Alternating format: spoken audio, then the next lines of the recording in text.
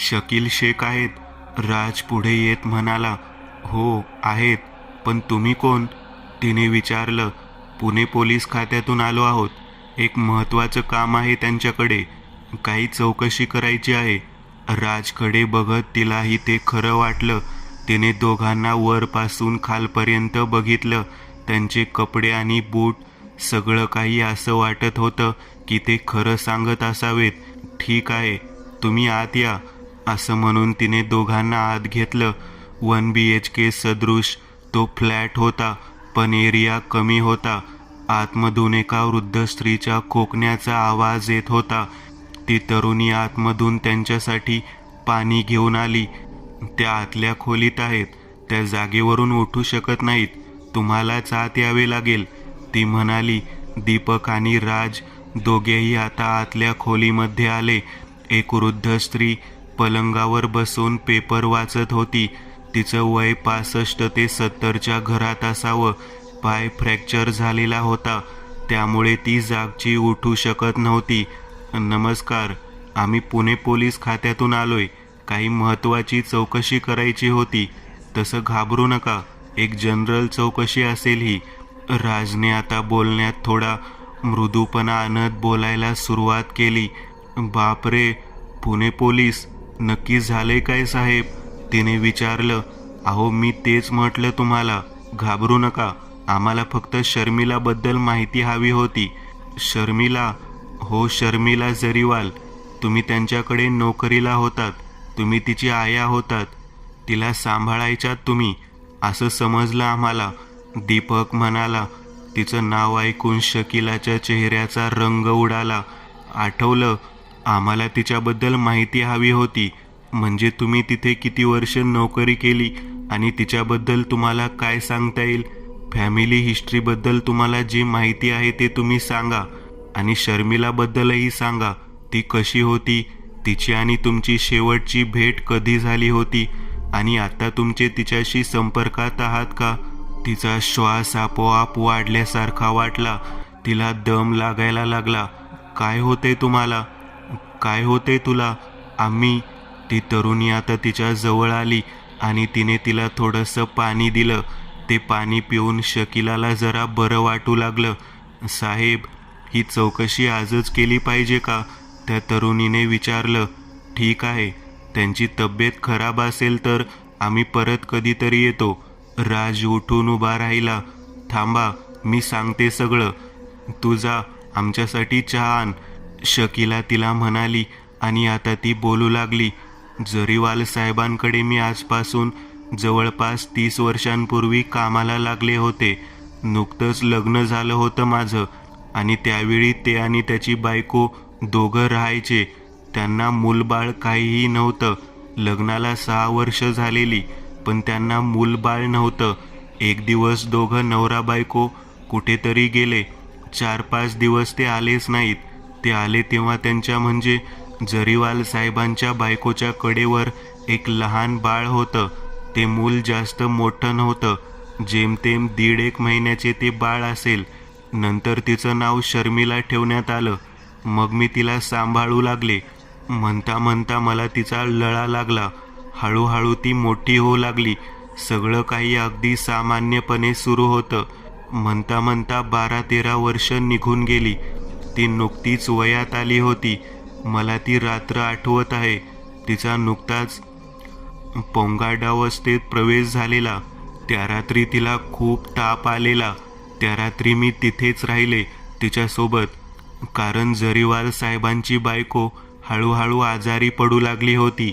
तिला कॅन्सर झालेला आणि त्यामुळेच ती जागेवरच असायची. तिच्यासाठी वेगळी नर्स लावली होती. त्यावेळी शर्मिलाची सगळी देखभाल मला करावी लागायची. त्यामुळे मी त्या रात्री तिथेच थांबले, कारण शर्मिलाला ताप आला होता. मध्यरात्री अचानक किंचाळत ती जागी झाली. काहीतरी विचित्र गोष्ट ती बडबडत होती. वाडा, कॉफिन, तो माणूस, असं काहीतरी ती विचित्रपणे बडबडत राहिली. थोड्या वेळानंतर मी तिला शांत केलं, पण त्यानंतर तिने नक्की काय पाहिलं स्वप्नात ते तिला आठवतच नव्हतं. अचानक 2-3 दिवसानंतर ती जशी थोडीशी नॉर्मल झाली तिला अचानक पेंटिंग करायला शॉक लागला. तिने वडिलांना सांगून कॅनव्हास पेंटिंगचे सगळे सामान आणायला लावलं आणि मग ती पेंटिंग करायला लागली.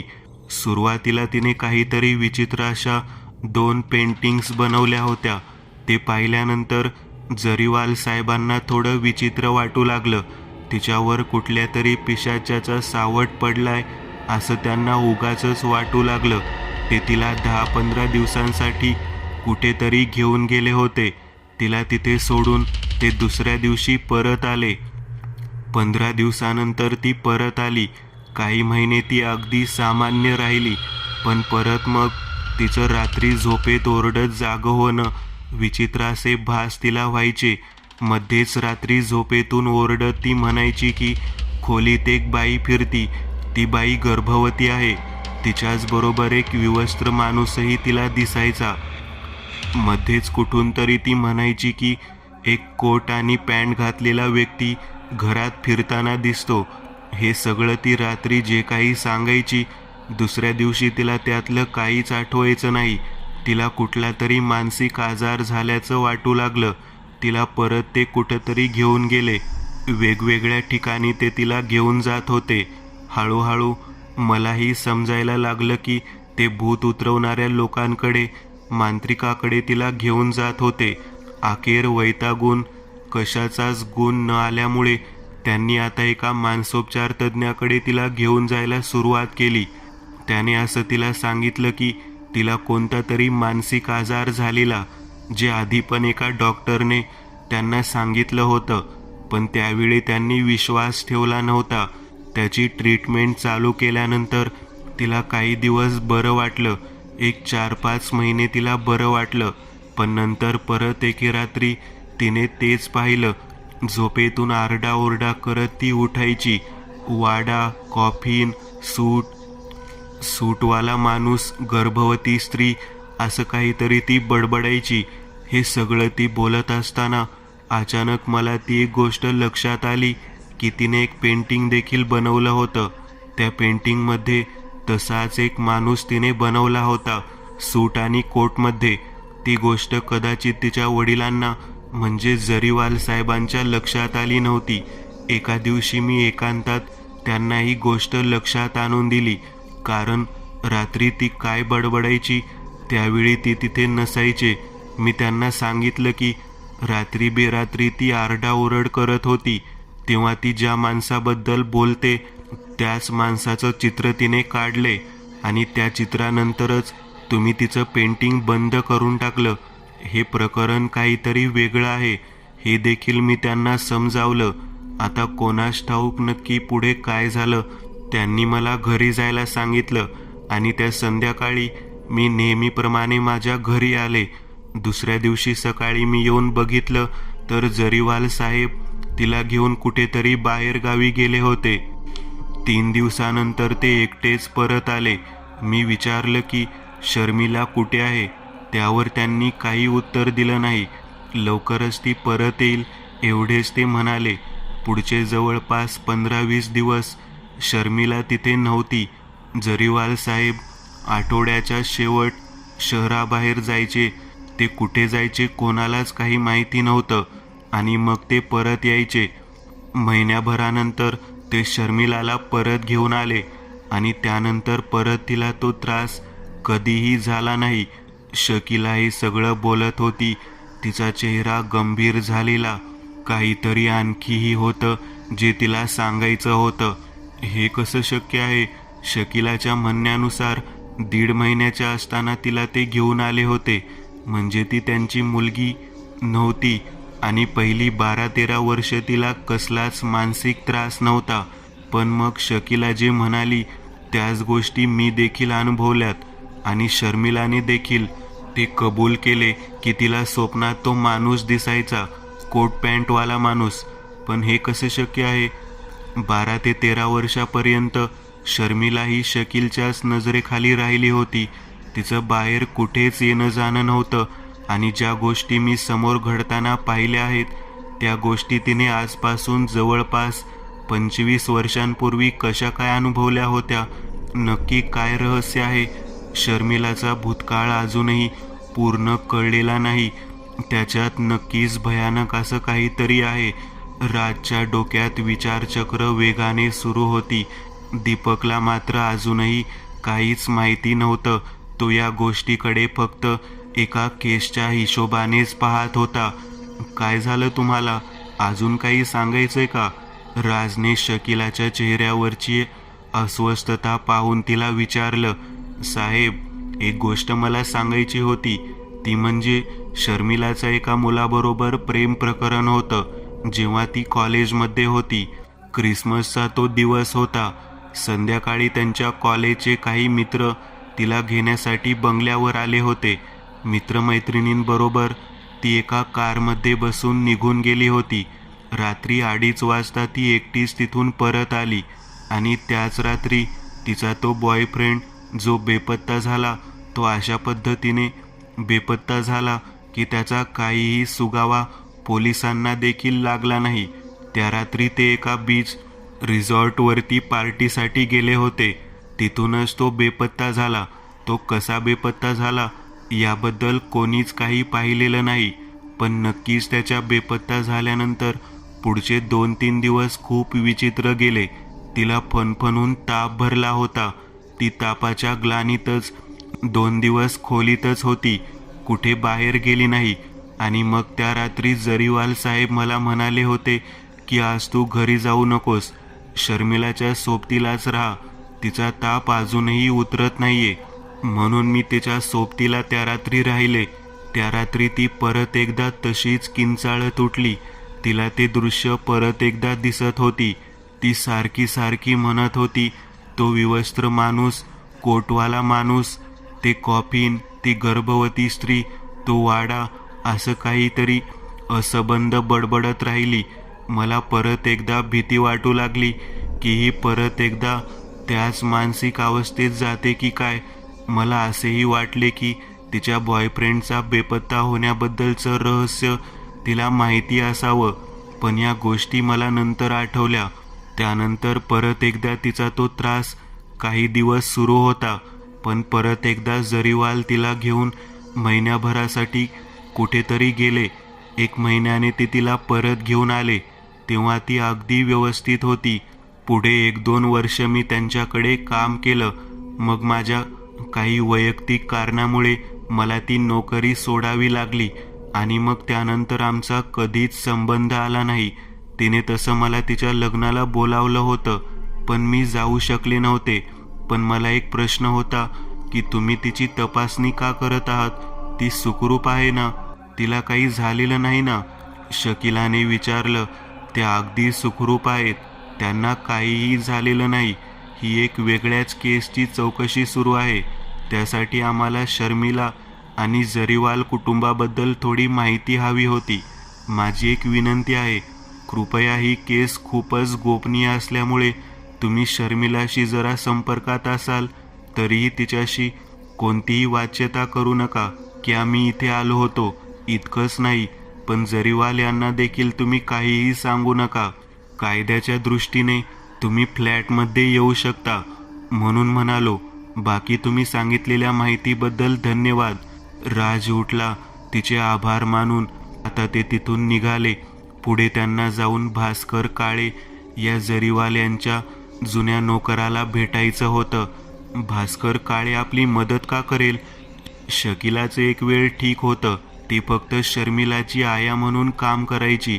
भास्कर काळे तर त्याचा जुना नोकर असेल, विश्वासू असेल. मग राज म्हणाला, नाही, तसं नाहीये.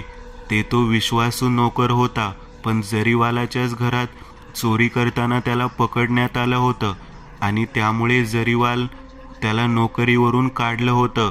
इतकंच नव्हे तर त्याला काही दिवस जेलमध्ये देखील राहावं लागलं होतं. त्यामुळे भास्कर काळेची जरीवालवर खुन्नस आहे. त्याला थोडेसे पैसे जरी दिले तरी तो सगळं काही सांगेल. ते आता तिथून निघाले. काही वेळातच ते भास्कर काळेच्या चाळीजवळ येऊन पोहोचली. त्या चाळीमध्ये त्याचं घर शोधायला त्यांना 10-15 मिनिटे लागली. चाळीत सगळ्यात कोपऱ्यात असलेली एक जुनाट सिंगल रूम, तिथे तो राहत होता.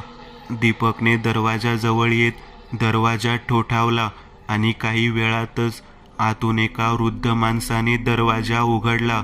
त्यांना अपेक्षा होती की एक रगेल, कदाचित दारुडा असा फ्रस्ट्रेटेड व्यक्ती त्यांच्या समोर असेल, पण तसं काही नव्हतं.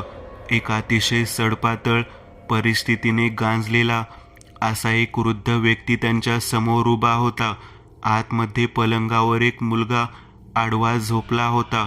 त्या मुलाची अवस्था पाहूनच कळत होतं की हा खूप दिवस झाले जागेवर आहे. तो कुठल्या तरी रोगाने त्रस्त होता.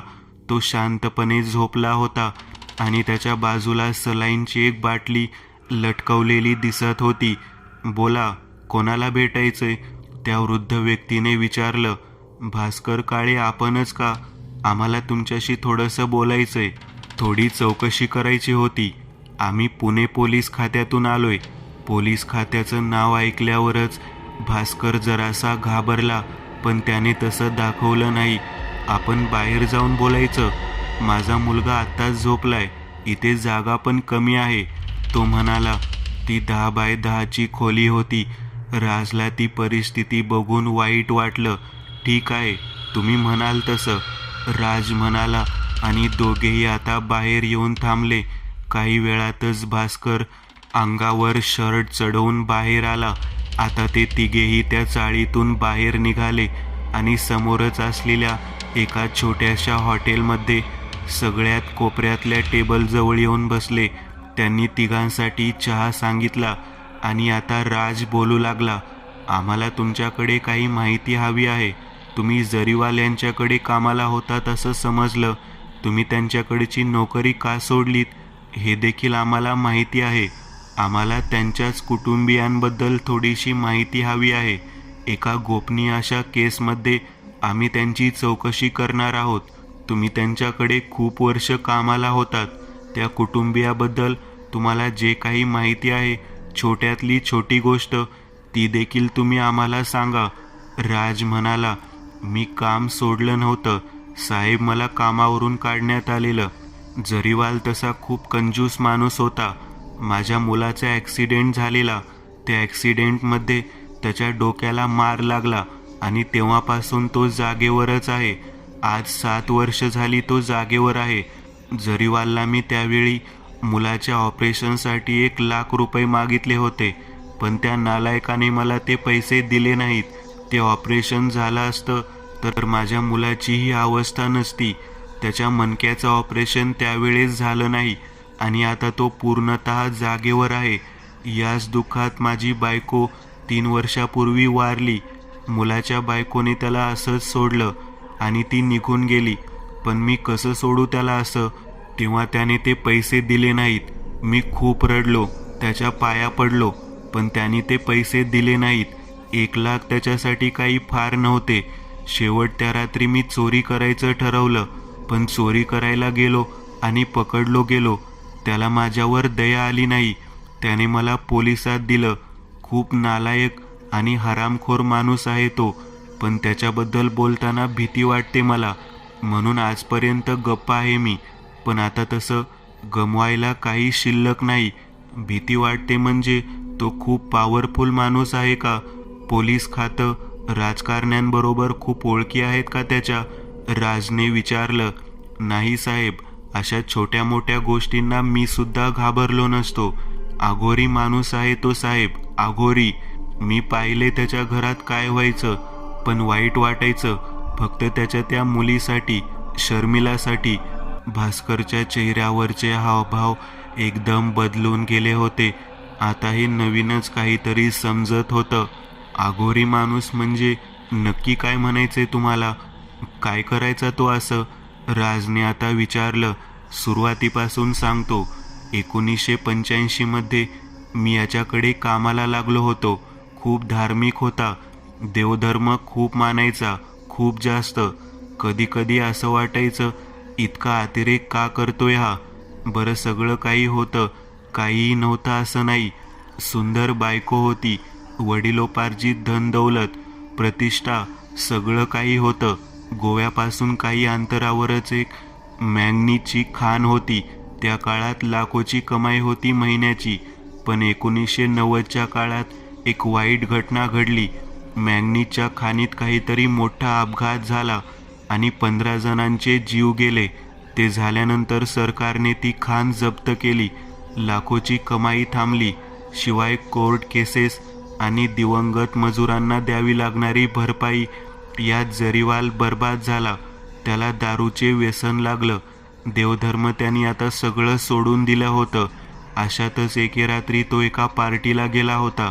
कसली पार्टी होती माहीत नाही, पण तो व्यवस्थित तयार होऊन त्या पार्टीला गेला होता. रात्री 1:30 वाजता बंगल्याच्या समोर त्याची गाडी येऊन उभी राहिली. मी अर्धवट झोपेत होतो. बंगल्याच्या मागे माझं आउट हाऊस होतं. गाडीच्या हॉर्नच्या आवाजाने मी जागा झालो आणि उठून गेटजवळ आलो. गेट उघडलं. गेट उघडल्यावर जरीवाल साहेबांची गाडी आत आली, पण त्यांच्या मागे मागे आणखी एक आलिशान गाडी बंगल्याच्या आवारात आली. जरीवाल त्यांच्या गाडीतून उतरले आणि तो दुसरा व्यक्ती त्याच्या गाडीतून उतरला. एक वृद्ध व्यक्ती होता तो. जरीवालची आणि त्याची नुकतीच पार्टीत ओळख झाली होती आणि तो व्यक्ती खूपच श्रीमंत वाटत होता. वय 65 ते 70च्या आसपास असावं. ते दोघेही घरात आले. मला त्यांच्यासाठी दारूची बाटली आणि ग्लास वरच्या खोलीतून आणायला जरीवाल साहेबांनी, तसंच दारूसोबत खायला काहीतरी कर असंही त्यांनी सांगितलं. काही वेळ ते हॉलमध्ये दारू पीत बसले होते. दोघांचं खूप वेळ काहीतरी बोलणं झालं. तो माणूस खूप श्रीमंत होता आणि दारूच्या नशेत तो खूप काही बोलून जात होता. नीटसं मी ऐकलं नाही, पण तो माणूस काहीतरी बोलत होता आणि ते ऐकून जरीवाल साहेब थक्क झाला होता. काही वेळानंतर दोघे तिथून उठले आणि जरीवाल साहेबांच्या खोलीमध्ये गेले. खोलीमध्ये परत त्यांची दारूची मैफिल रंगली. मी त्यांना त्यांचं खायचे स्नॅक्स तिथे देऊन आलो. त्यांच्या बोलण्यात विजयकांत हे नाव सारखं सारखं येत होतं. हे मी ऐकलं. कोण होता तो विजयकांत? या दोघांमधला समान धागा असावा कदाचित. ते दोघं त्याला ओळखत होते आणि तीच ओळख त्यांची पार्टीमध्ये निघाली असावी आणि म्हणून तो माणूस तिथे आलेला असावा. वृद्ध असा माणूस होता, पण होता खूप पैसेवाला.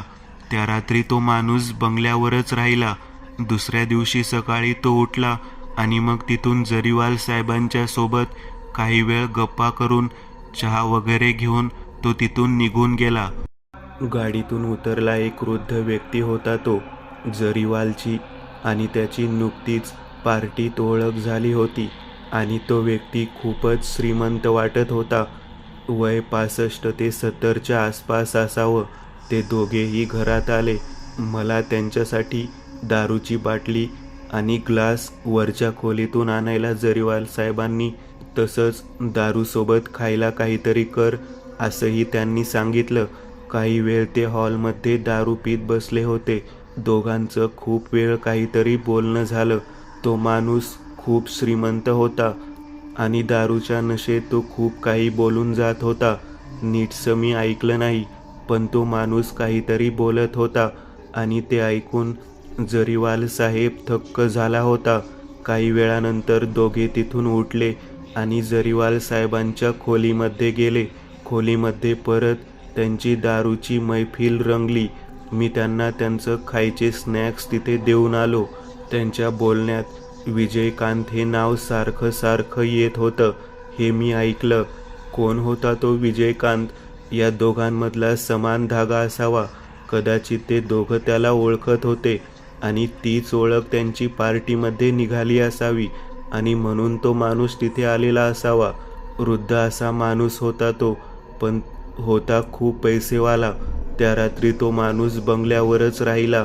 दुसऱ्या दिवशी सकाळी तो उठला आणि मग तिथून जरीवाल साहेबांच्या सोबत काही वेळ गप्पा मारून चहा वगैरे घेऊन तो तिथून निघून गेला. दुसऱ्या दिवशी पण जरीवाल साहेब दिवसभर दारू पीत होते. त्यावेळी मोबाईल वगैरे नव्हते. त्यांच्या खोलीतल्या लँडलाईन फोनवरून ते विजयकांत नावाच्या माणसाशी फोनवर बोलत होते. विजयकांत बहुतेक त्यांचा जुना मित्र वगैरे असावा. त्यांच्या बोलण्यावरून तरी तसेच वाटत होते. ते त्याला भेटायला बोलवत होते. तो मुंबईला राहायचा बहुतेक. ते त्याला गोव्याला यायचा आग्रह करत होते. ही गोष्ट मी त्यांच्या खोलीत 2-3 वेळा गेलो त्यावेळी त्यांच्या तोंडूनच ऐकली होती. मध्ये परत 2-3 दिवस तसेच गेले. ते दिवसभर दारू पीत असायचे आणि अशातच एके दिवशी सकाळी 11:30 वाजता बंगल्याच्या बाहेर एक कार येऊन थांबली. कारमधून एक माणूस बाहेर उतरला. वॉचमनने त्याला विचारलं की आपल्याला कोण हवं आहे. तेव्हा त्याने स्वतःचं नाव विजयकांत सांगितलं आणि तो जरीवाल साहेबांचा जुना मित्र आहे असेही त्यांनी सांगितलं. मग तो घरात आला. त्याला बघून जरीवाल साहेब खूपच खुश झाले. दोघं जरा वेळ गप्पा मारून जरीवाल साहेबांच्या खोलीत गेले. तिथे त्यांची दारूची मैफिल परत चालू झाली. त्या दोघांमध्ये काहीतरी चर्चा सुरू होती. त्या माणसाने स्वतःच्या सोबत एक चामड्याची बॅग आणली होती आणि त्या बॅगमध्ये खूप सारी जाड जाड अशी पुस्तकं होती. ती पुस्तकं मी बघितली होती. जुनाट अशी वाटणारी ती पुस्तकं होती.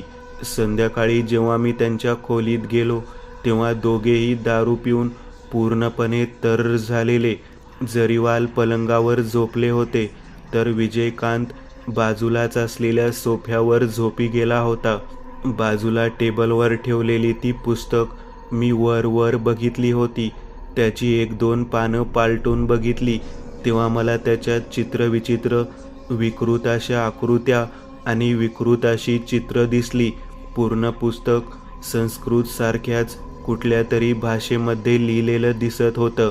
त्याच पुस्तकांसारख्या अजून 2-3 पुस्तके तिथे पडलेली होती. बरोबर काही विचित्र अशा आकृत्यांची चित्र देखील होती. त्यात एका झाडाचे चित्र होतं. रात्री दोघेही जेवायचे वेळेपर्यंत परत एकदा शुद्धीवर आले होते. जेवण तर राहूनच गेले. ते परत दारू पीत बसले. त्यांच्यात अशी काय चर्चा चालली होती कोणास ठाऊक, पण ती पुस्तक आणि त्या आकृत्या सगळं काही कुठल्या तरी विकृत आणि अघोरी गोष्टीकडे बोट दाखवत होतं. काहीतरी वाईट घडणार आहे हे मला सारखं जाणवायचं. पुढचे 2-3 दिवस विजयकांत गोव्यातच होता. तो जरीवाल यांच्या बंगल्यावर राहिला होता. तो आणि जरीवाल सकाळी घरातून निघायचे आणि दिवसभर घरी यायचे नाहीत. रात्री 9-9:15 ते घरी यायचे. मग दारूची मैफिल रंगायची. 12:30 वाजता थोडाफार काहीतरी खाऊन ते झोपायचे. मग दुसऱ्या दिवशी परत तसंच व्हायचं. कुठे जात होते काही माहिती नव्हतं. अशातच 3 दिवसानंतर विजयकांत निघून गेला, पण परत येतो असं सांगून गेला. मधल्या काळात जरीवाल यांनी दारू कमी केली. त्यांची गावाकडे जमीन होती. ती जमीन त्यांनी विकली आणि त्या विकलेल्या जमिनीतून काही पैसे जे काही त्यांना मिळाले त्यातून त्यांनी बंगल्याची वरच्या मजल्यावरची खोली पूर्णपणे रिनोव्हेट करायचं ठरवलं. त्या खोलीत ते काय करायचे कोणास ठाऊक, पण त्यांनी विजयकांतच्याच ओळखीचा एक माणूस बोलावला होता. त्या माणसाने 2-3 मजूर लावून ती खोली 4-5 दिवसातच त्यांना हवी तशी बनवून दिली होती. त्या खोलीला बाहेरून एक जाडसर असं कुलूप असायचं. त्या कुलपाची चावी फक्त जरीवाल साहेबांकडे असायची. ती खोली साफ करायला देखील आम्हाला परमिशन नव्हती. त्या खोलीत ते तासनतास बसून असायचे. आतमध्ये ते काय करायचे कोणालाही काही कळायचं नाही. इतकंच काय, त्यांच्या पत्नीला देखील तिथे जायची परमिशन नव्हती. तिला त्यांनी काही दिवसांसाठी माहेरी पाठवलं होतं. यात एक गोष्ट अशी होती की त्यांच्या खाणीमध्ये तो अपघात झाला. त्याच काळात जेव्हा त्यांची दुर्गती सुरू झालेली त्याच काळात त्यांच्या बायकोला दिवस गेले. तिचा गर्भपात करावा लागला होता. ती परत कधीही आई होऊ शकत नाही हे त्यावेळेस डॉक्टरांनी सांगितलेलं. त्यामुळे आता आपला वंश पुढे वाढणार नाही ही खंत देखील जरीवाल साहेबांना होती. याच मधल्या काळात जेव्हा त्यांनी ती खोली बनवली होती त्या काळात त्यांची पत्नी माहेरी गेली होती. ती परत आल्यावर सुद्धा त्यांनी तिला नीट कशाचीच कल्पना दिलेली नव्हती. जमिनीतून विकलेल्या पैशातून त्यांनी एक बिझनेस सुरू केला आणि का कोणास ठाऊक त्यांना यश मिळू लागलं. मधलं जे काही वर्ष 1.5 वर्ष खराब केलं होतं, जे काही नुकसान झालं होतं, ते सगळं आता हळूहळू भरून येऊ लागलं होतं. पण आधी इतकं वैभव परत मिळवणं अजूनही दूर होतं. 4 महिन्यानंतर विजयकांत परत एकदा आला. विजयकांत हा एकमेव व्यक्ती होता ज्याला जरीवाल साहेब त्या खोलीमध्ये घेऊन गेले होते. ती खोली त्यांच्या व्यतिरिक्त फक्त त्यानेच पाहिलेली. त्या रात्री ते दोघे बेडरूममध्ये बसून दारू पीत होते. मी त्यांच्यासाठी खायला म्हणून स्नॅक्स घेऊन गेलो तेव्हा त्यांचं बोलणं मी ऐकलं. विजयकांत म्हणत होता की तू बनवलेली खोली एकदम योग्य प्रकारे बनवलेली आहेस आणि याचा परिणामही तुला आता जाणवायला लागला असेल. दारूच्या नशेत कदाचित एक गोष्ट तो बोलून गेला. म्हातारा परत तिथं जाईल आता पुढच्या आठवड्यात. गेल्या वेळी ते सगळं मी बघितलं होतं. म्हाताऱ्याला अजूनही कळलेलं नाही ते. मी बघितलंय त्याला. तो कसा दिसतो मला माहिती आहे. खरं सांगतो तुला, अंगावर काटा येतो त्याला बघून. तो विधी मी नीट बघितला आहे, असं तो काहीतरी म्हणाला. विधी हा शब्द ऐकल्यानंतरच मला कळलं की विजयकांत काळी जादू वगैरे करणाऱ्या पंथातला आहे आणि आमचे मालकही आता त्याच्या नादाला लागलेत. मला भीती वाटू लागली होती. या गोष्टींच्या नादाला लागलेला माणूस कधी सुखी राहू शकत नाही. आज ना उद्या त्याचा अंत होतो आणि नुसता अंतच नाही तर इतका बेकार अंत होतो की मृत्यूनंतरही त्याला मुक्ती मिळत नाही. दोघे दारूच्या नशेत होते. मालकांनी त्याला एक प्रश्न विचारला, विजयकांत पेटीतला तो व्यक्ती नक्की कसा दिसतो? जरीवाल साहेबांनी विचारलं. ते वर्णन विजयकांतने करायला सुरुवातही केली होती, पण कदाचित त्याला काय झालं होतं कोणास ठाऊक. तो जागेवरून उठला. त्याने खोलीचं दार उघडून बाहेर डोकावून बघितलं. नशीब मी त्यावेळी लपून राहिलो, नाहीतर त्याने मला त्यावेळेस तिथं जाब विचारला असता. तो खोलीत गेला. त्याने खोलीची खिडकी आणि दार बंद केलं. त्यामुळे मी ते कोणाबद्दल बोलत होते हे नीट ऐकू शकलो नाही. पेटी हा शब्द जसा भास्करने उच्चारला, राजला आता या गोष्टी ओळखीच्या वाटू लागल्या. पेटी? नक्की कोणत्या पेटीबद्दल बोलत होते ते? आणि पेटीतला माणूस म्हणजे? तुम्ही पुढे काही ऐकलं नाहीत का? तो काय सांगत होता? राजने एकदम मध्ये बोलत भास्करला विचारलं. नाही साहेब, मी म्हणालो ना, दार आणि खिडक्या त्याने बंद केली होती आणि तो सावध झाला होता.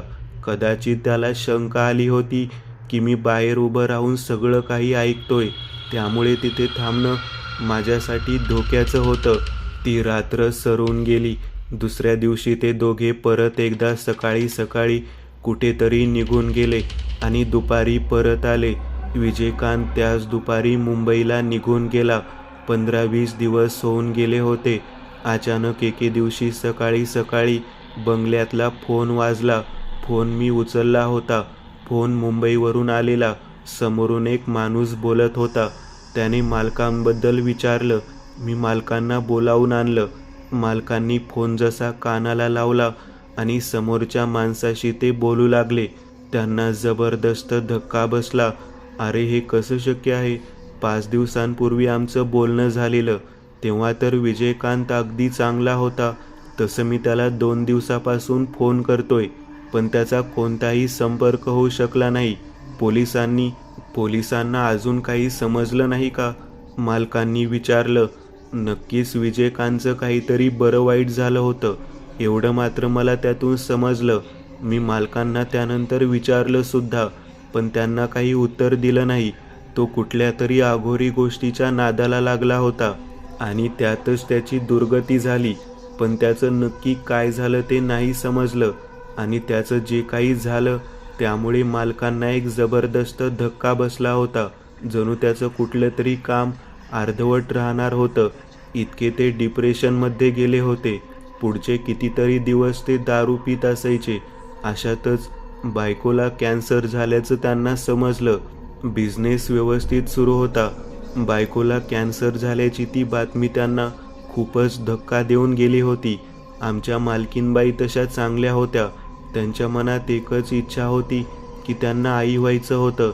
काही महिन्यानंतर एके दिवशी मालक मालकीनबाईंना घेऊन कुठेतरी गेले. काही दिवसांनी ते परत आले तेव्हा त्यांच्याकडे वर एक बाळ होतं. तीच मुलगी म्हणजे शर्मिला. शर्मिलाची देखभाल शकिला नावाची स्त्री करायची. तिने शर्मिलाला खूपच प्रेमाने वाढवलं. मालकांना बिझनेस मग चांगला चालू लागला. शर्मिलाच्या येण्याने जणू काही त्यांचं नशीब परत एकदा फळफळलं. पण बंगल्याच्या वरच्या मजल्यावर किती खोली, मालक कधीतरी तिथे जायचे, पण त्यानंतर कदाचित ते कोणत्याही आघोरी गोष्टीच्या नादाला लागले नसतील असं मला वाटलं होतं. मधली 10-12 वर्ष बऱ्यापैकी शांततेत गेली आणि अशातच शर्मिलाला काहीतरी होऊ लागलं. तिला अचानकच विचित्र भास व्हायचे. ती आरडाओरड करत उठायची. मग पुढचे 2-3 दिवस ती आजारी असायची.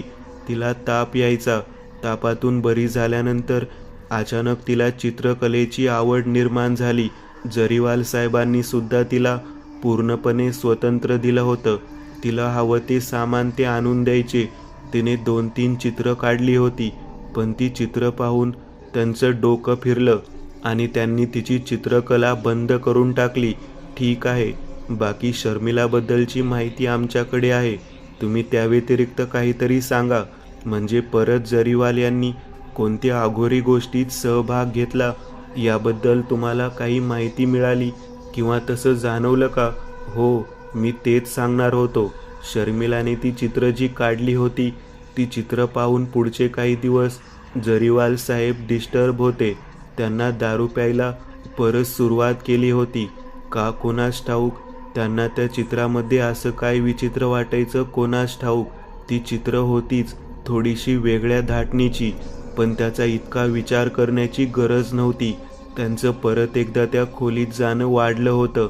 मध्ये काही वर्ष गेली आणि अतिशय कमी वयातच शर्मिलाचं त्यांनी लग्न लावून दिले. ते पण तिच्यापेक्षा वयाने मोठ्या एका व्यक्तीसोबत. पुण्याच्या शहा फॅमिलीमधल्या रितेश नावाच्या व्यक्तीबरोबर तिचं लग्न लावून देण्यात आलं. खरं तर मी हा विचार करत होतो की इतकी सुंदर शर्मिला तिचं लग्न या माणसाबरोबर का लावून दिलं.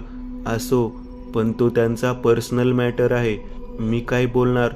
काही वर्षांपूर्वी मी सांगितलं तो माझ्या बाबतीत प्रसंग घडला तेव्हापासून माझं त्यांच्या काही संबंध नाही.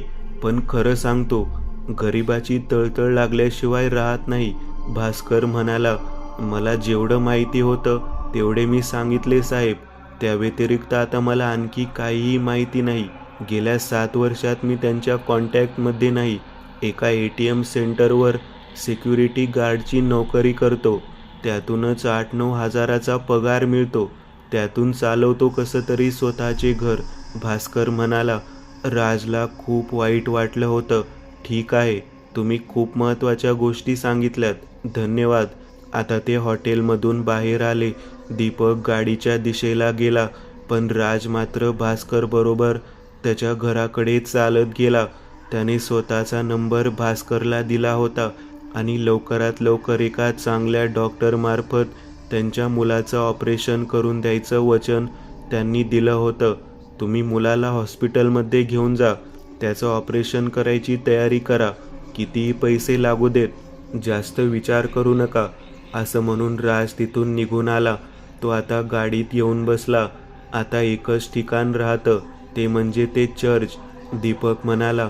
आता राजनी गाडी स्टार्ट केली आणि ते नॉर्थ गोवा साईडला निघाले. नॉर्थ गोव्याला पोहोचायला त्यांना तिथून जवळपास 2.5 तास लागला होता.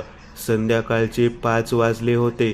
चर्च शहरापासून थोडंसं बाहेर आजूबाजूला जंगल सदृश परिसर होता. मनुष्यवस्ती 5-6 किलोमीटर मागे सुटल्यानंतर गोवा सिटीपासून डाव्या बाजूला जाणारा एक निमुळता रस्ता धरत आता ते काही अंतर पुढे आले. वर्दळ कमी झालेली चर्चची ती इमारत दिसू लागली होती. चर्चची इमारत भव्य होती. चर्च बाहेर काही गाड्या उभ्या दिसत होत्या. आतमध्ये प्रेयर सुरू असावी. राजने गाडी चर्चच्या आवारात आणत थांबवली. दोघं काही वेळ गाडीतच बसून राहिले. आता काही वेळानंतर चर्चमधून प्रेयर करणारी लोक बाहेर आली. एक एक करून ते आता तिथून जाऊ लागले. राज आणि दीपक गाडीतून उतरले आणि आता चर्चच्या आत गेले. चर्चच्या मुख्य हॉलमध्ये आता एक फादर उभे होते. त्यांच्याबरोबर 1-2 लोक काहीतरी बोलत उभे होते. राज व दीपक आता बाजूलाच असलेल्या त्या बेंचवरती बसले. ते 2-3 लोक आता निघून गेले आणि राज व दीपक त्या फादरकडे चालू लागले. हॅलो फादर, आम्हाला फादर फर्नांडिस यांना भेटायचं आहे. कधी भेटतील ते? मीच आहे फादर फर्नांडिस. बोला, काय मदत करू शकतो मी आपली? फादर, आम्ही तुमच्याकडे एका महत्त्वाच्या कामासाठी आलो आहोत. आम्ही पुणे पोलीस खात्यातून आलो आहोत. फादरने दोघांकडे वरपासून खालपर्यंत नजर टाकली. अच्छा, ठीक आहे. आपण चर्चच्या ऑफिसमध्ये जाऊन बोलायचं का? चालेल. राजला भीती होती की फादर फर्नांडिस त्याचं आय कार्ड वगैरे मागतील, पण त्यांनी तसं काही मागितलं नव्हतं. आता ते त्यांच्या मागे मागे चालत चर्चच्या मुख्य हॉलला लागून असलेल्या त्यांच्या ऑफिसमध्ये आले. फादर फर्नांडिस त्यांच्या खुर्चीवर बसले आणि दीपक व राज त्यांच्या समोरच्या खुर्चीवर बसले. बोला, काय मदत करू शकतो मी आपली? फादर, तुम्ही शेखर जरीवाल यांना ओळखता का? राजने विचारलं. त्यांच्या चेहऱ्यावरचा रंग उडाला. कोण? शेखर जरीवाल? मी नाही ओळखत, फादर म्हणाले. फादर, मग तुम्ही शर्मिला जरीवाल हिलाही ओळखत नसाल. राजने आता मोबाईलमध्ये असलेला तिचा फोटो त्यांच्या समोर धरला. तिचा फोटो बघून ते जरासे नर्वस झाले. नाही, मी हिला पण ओळखत नाही. असो, उगाच आम्ही एवढ्या लांब आलो. बिचारी शर्मिला, एका ॲक्सिडेंटमध्ये तिचा अंत झाला. कदाचित आम्हाला चुकीची माहिती मिळाली असेल. Anyways, thank you. असं म्हणून तर राज उठून उभा राहिला. 1 मिनिट, काय म्हणालात तुम्ही? तिचा ॲक्सिडेंटमध्ये मृत्यू झाला? कसं झालं हे? आणि कुणी सांगितलंही नाही मला. अहो, आता महिन्याभरापूर्वी तिथे येऊन गेली होती. O Lord, may her soul rest in peace. त्यांच्या डोळ्यात अश्रू आले होते. राज आता खुर्चीवर बसला आणि त्यांच्याकडे त्याने बघितलं. अहो, पण तुम्ही तर म्हणालात तुम्ही ओळखत नाही ना हिला? राजने एक स्मित हास्य केलं. फादर फर्नांडिस, प्लीज काही लपवू नका. तुम्ही कसे ओळखता हिला? आम्हाला सगळी माहिती द्या तिच्याबद्दल, राज म्हणाला. फादर फर्नांडिस आता बाजूलाच ठेवलेला त्यांचा मोबाईल उचलणार इतक्यात राजने त्यांच्या हातातून तो मोबाईल काढून घेतला. प्लीज फादर, नका करूया असलं काही. कायद्याच्या वाटेत अडथळा आणू नका. जेवढं विचारतोय तेवढं सांगा. सांगतो, सगळं सांगतो. जवळपास 32-33 वर्षांपूर्वीची गोष्ट आहे. 1992 जूनचा महिना होता. पावसाळी रात्र होती. चर्चच्या दरवाजासमोर 1 महिन्याचं बाळ कोणीतरी ठेवून गेलं होतं. बाळाच्या अंगावर जाड असा एक स्वेटर होता. त्या स्वेटरच्या खिशात एक भिजलेलं व्हिजिटिंग कार्ड होतं. कदाचित हे बाळ इथे ज्याने ठेवलं त्याला देखील माहिती नव्हतं की त्या स्वेटरच्या खिशात भिजलेलं एक व्हिजिटिंग कार्ड होतं. आम्ही त्या बाळाला आत घेतलं, तिची देखभाल केली. त्या व्हिजिटिंग कार्डवर शेखर जरीवाल यांच्या घरचा टेलिफोन नंबर आणि त्यांचं नाव होतं. आम्ही त्यांना फोन केला आणि इथे बोलावून घेतलं. हे बाळ नक्की कुणाचं होतं त्यांनाही माहिती नव्हतं, पण बाळाच्या अंगावर असलेल्या स्वेटरच्या खिशात त्यांचं भिजलेलं व्हिजिटिंग कार्ड मिळालेलं. त्यांना काहीच माहिती नव्हतं, पण योगायोगाने त्यांना देखील कोणतीही संतती नव्हती. त्यावर त्यांच्या बायकोने या बाळाला सांभाळायची तयारी दाखवली आणि शेखर जरीवाल यांनीही ते मान्य केलं आणि मग ते तिला इथून घेऊन गेले. तिचं नाव नंतर शर्मिला ठेवण्यात आलं. बस इतकंच. मग पुढे तुमचा संबंध नाही आला तिच्याबरोबर कोणताच? राजने विचारलं आणि फादर फर्नांडिस यांच्या चेहऱ्यावरचे हावभाव बदलू लागले. फादर फर्नांडिस आता गंभीर झाले होते. त्यांच्या चेहऱ्यावरचे हावभाव बदलून गेले. राजच्या लक्षात आलं होतं. फादर, काहीही लपू नका. खूप प्रॉब्लेम होऊ शकतो पुढं, राज म्हणाला. फादर फर्नांडिस काही वेळ शून्यात बघत राहिले आणि मग बोलू लागले. शेखर जरीवाल तिला इथून घेऊन गेले. तिचं सगळं काही पालनपोषण करायला लागले. मध्ये मध्ये मी तिची खुशाली विचारायला त्यांच्या घरी जायचो. कधी कधी ते इथे यायचे. तिला शेवटपर्यंत कळून दिलेलं नव्हतं की ती त्यांची मुलगी नव्हती. ती 4-5 वर्षांची होती तोपर्यंत ते तिला इथे कधीतरी आणायचे, पण नंतर त्यांनी ते बंद केलं आणि अशातच 10 वर्षे उलटून गेली. ती 14-15 वर्षाची झाली असेल. एके रात्री अचानक मला त्यांचा फोन आला. ते म्हणाले की आम्हाला तिला घेऊन तुमच्या इथे यायचंय, तुमची मदत हवी आहे. मी म्हणालो की ठीक आहे, येऊ शकता तुम्ही. त्यावर ते म्हणाले की तिची मानसिक अवस्था खराब झाली आहे. गेल्या 2-3 दिवसापासून मला काही समजलं नाही. मी त्यांना एवढंच म्हणालो की तुम्ही या, आपण इथे येऊनच बोलू. दुसऱ्या दिवशी ते इथे आले. सोबत त्यांची बायको आणि शर्मिला आल्या होत्या. शर्मिलाला मी 10 वर्षांनी बघत होतो. तिच्यात बदल झाला होता.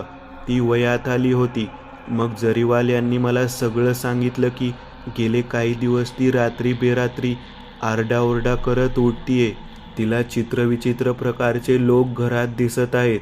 ती असंबंध बडबड करते. त्यावर मी त्यांना विचारलं की तुम्ही तिला एखाद्या मानसोपचार तज्ज्ञाकडे वगैरे घेऊन गेला होतात का? त्यावर ते म्हणाले की हो, आम्ही तिला घेऊन गेलो होतो. त्यांनी ट्रीटमेंट सुरू केली, पण तिच्या तब्येतीत कोणती सुधारणा झालेली नाही. हे प्रकरण कदाचित काहीतरी वेगळं आहे असं वाटतंय. आणि त्यावर मी तिला घेऊन एका खोलीत गेलो. मी तिला प्रश्न विचारू लागलो की तुला नक्की कोण दिसतं, नक्की काय अनुभव होतो? त्यावर तिने मला व्यवस्थितपणे सांगितले की तिला एक कॉफिन दिसतो, एक उदासवाना भकास असा जुना वाडा दिसतो, एक विचित्र असा माणूस तिला दिसतो. त्या माणसाचं वर्णन देखील तिने केलं होतं. त्याचं पोट खूप मोठं आहे, ज्याच्या तोंडाचा आकार खूप लहान, ज्याला पूर्ण टक्कल आहे, ज्याची कानाची नाकाची छिद्र बुजलेली आहेत. त्याच्या तोंडात एका वेळी एखाद्या तांदुळाचा दाणा जाऊ शकेल इतकीच जागा आहे. त्याचं पूर्ण तोंड शिवून गेलेलं आहे. असं विचित्र काहीतरी तिला दिसायचं.